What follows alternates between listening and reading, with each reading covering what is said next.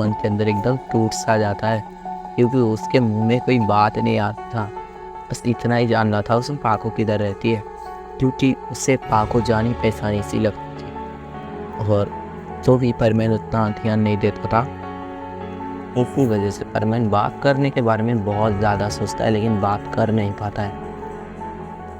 और उसके बाद इन दोनों में ऐसे ही बात होने लगती है। पाको कहती है, वक्त आने दो, तुम्हें भी पता चलेगा कि मैं किधर रहती हूँ। सिर्फ मुझे भी ये जानना है तुम किधर रहते हो। लेकिन तुम बुद्धू वहाँ एक ही बात को बार बार कहते हो। परमैन कहता है कि मेरे दिमाग के अंदर कोई बात ही नहीं आता है। मैं ना एक बात तुम्हें बताऊँ, ये बहुत ज़्यादा सीक्रेट है। मैं आज तक मेरा कोई दोस्त नहीं है। ये सुन के पाको भी कहती है, ये तो मेरे जैसा ही है। तभी पाको कहती है, मेरे तो बहुत सारे दोस्त हैं अपने स्कूल के अंदर, लेकिन इसी वजह से मैं बात किसी से नहीं करती हूँ। बहुत कम लोग ही हैं जो मेरे क्लोज हैं और उन लोगों के साथ मैं बात करती हूँ। लेकिन पाको सोचती है कि मैं भी इसे सच बता दूंगी कुछ दिन बाद कि मेरा भी कोई दोस्त नहीं है। और परमैन कहता है कि सही बात है, इस दुनिया में बस मैं ही ऐसा लड़का हूँ जिसके पास कोई दोस्त नहीं है। मैं हमेशा अकेला रहता हूँ और मैं बहुत ज़्यादा दुखी रहता हूँ। यह परमैन मन के अंदर सोच रहा था। वो कुछ कह नहीं पाता है, बस मन के अंदर सोचता है। और उसके बाद कहता है कि तुम्हें पता है, मेरे स्कूल में बहुत सारे लोग पढ़ते हैं, लेकिन आज तक मैंने किसी के साथ दोस्ती नहीं किया। या तुम समझ लो मेरा कोई दोस्त बनना नहीं चाहता। मैं सुंदर नहीं दिखता ना, इसी वजह से हर कोई बस मेरा मजाक ही उड़ाता है अपने स्कूल में। पाको को ये सुन के लगा कि ये लड़का तो सच में पागल है।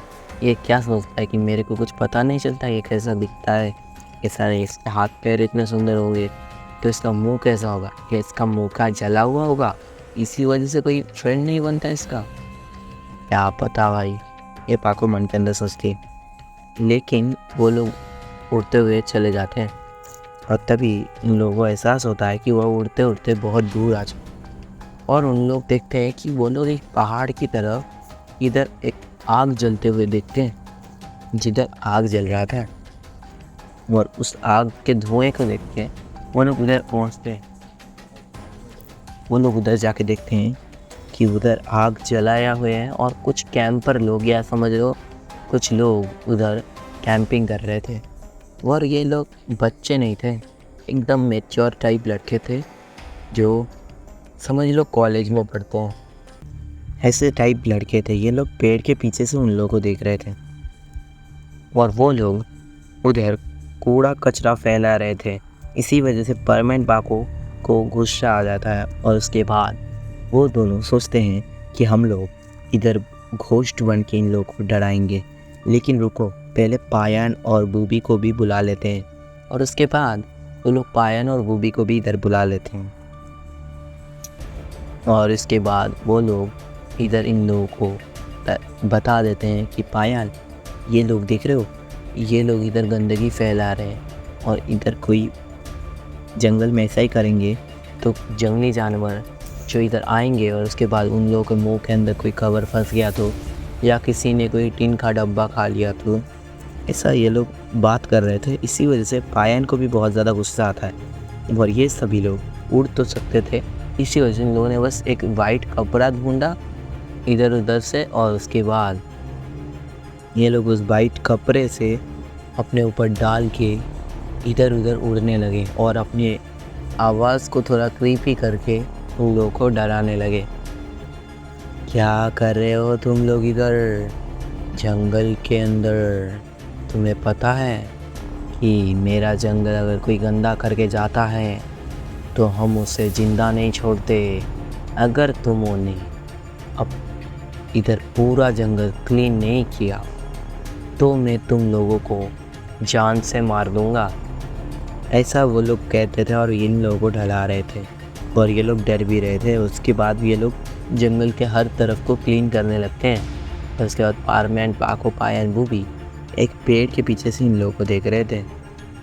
तो वो लोग आप भी बात कर रहे थे कि अब आवाज़ नहीं आ रहा है भाई, चलो ना इधर से निकल जाते हैं, सामने हमारा कार है। और उसके बाद वो लोग कार की तरफ जाने लगते हैं, आधा काम उधर ही छोड़ के।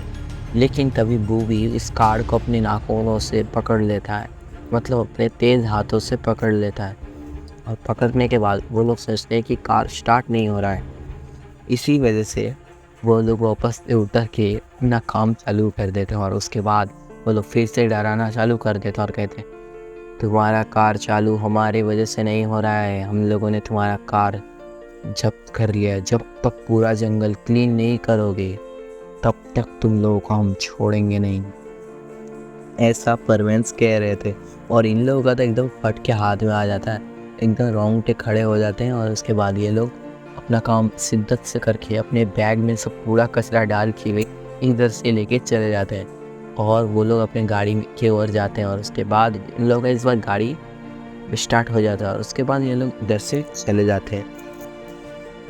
और ये लोग रास्ते में जाते हुए भी ऐसे ही बात कर रहे थे, जिंदगी में भाई कभी भी जंगल की ओर नहीं आऊँगा, एक तो सही खा रहा हूँ मैं।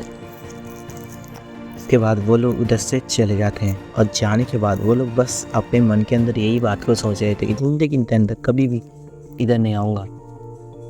लेकिन परमेन जब उधर से जा रहे थे तो उन लोगों को दिखता है एक गुफा।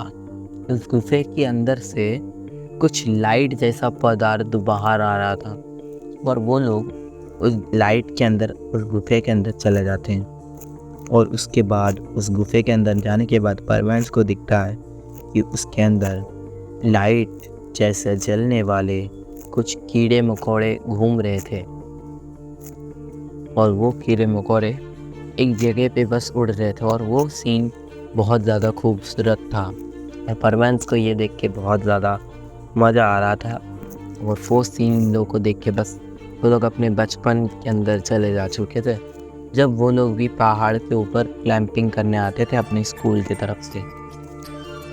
और उसके बाद वो लोग अच्छे से देखते हैं कि आसपास कुछ और नहीं है ना, जो इनको कीड़े मकोड़े को कुछ हार्म पहुँचाए है कुछ और। इसी वजह से बाकी सब परवैन इस गुफे को अच्छे से हर तरफ से देखते हैं। और उन लोगों को थोड़ा अंदर जाने के बाद दिखता है कुछ बड़े बड़े कीड़े का झुंड, जो भी उधर कुछ तो कर रहे थे। वो कीड़े बात कर सकते थे, लेकिन उन लोगों का लैंग्वेज कुछ अलग सा था। और वो कीड़े एकदम से इंसान की तरह बात कर सकते थे, लेकिन उन कीड़ों का कुछ और सा ही दिमाग था। और वो क्या बात कर रहे थे परवेंस को पता नहीं चल रहा था। लेकिन परवेंस अपने हेलमेट के तो स्क्रीन के ऊपर एक कैमरा था, उससे रिकॉर्ड कर लेते हैं और सोचते हैं कि बर्डमैन को सुनाएंगे। और जब भी वो रिकॉर्डिंग चालू करते हैं तो उन कीड़ों मकोड़े को पता चल जाता है कि इधर कोई तो हम लोग का रिकॉर्ड कर रहा है या कोई तो हम लोगों को जासूसी कर रहा है। इसी वजह से वो लोग उधर आसपास देखने लगते हैं। और वो लोग देखते हैं कि इधर 2-3 लड़के लड़कियां हैं जो इंसान हैं, ऐसा वो लोग देखते हैं। और उसके बाद वो लोग देखने के बाद डायरेक्ट हमला बोल देते हैं इन लोगों के ऊपर, परमेंस के ऊपर। लेकिन उन लोगों से परमेंस का शक्ति बहुत ज़्यादा था। इसी वजह से परमेंस उनको मार पीट के एकदम साइड में फेंक के बांध देते हैं रस्सी से। और उसके बाद वो लोग रस्सी से बांधने के बाद उधर से जाने के बारे में सोचते हैं, लेकिन वो लोग उधर से जाते नहीं हैं। और इन एलियन जैसे चीज़ों को वो लोग अपने साथ लेके जाते हैं। और उधर दूसरी तरफ बर्डमैन को पता चला था कि पृथ्वी पर कुछ एलियन इन्वेस्टिगेशन के लिए गए हैं। और बर्डमैन इसी वजह से परमेंस को बुलाने के लिए पृथ्वी की तरफ जा ही रहे थे। और उसके बाद बर्डमैन पृथ्वी की तरफ चले जाते हैं। और पहुंचने के बाद परमेंस को बुलाते हैं, कहते हैं इधर आ जाओ।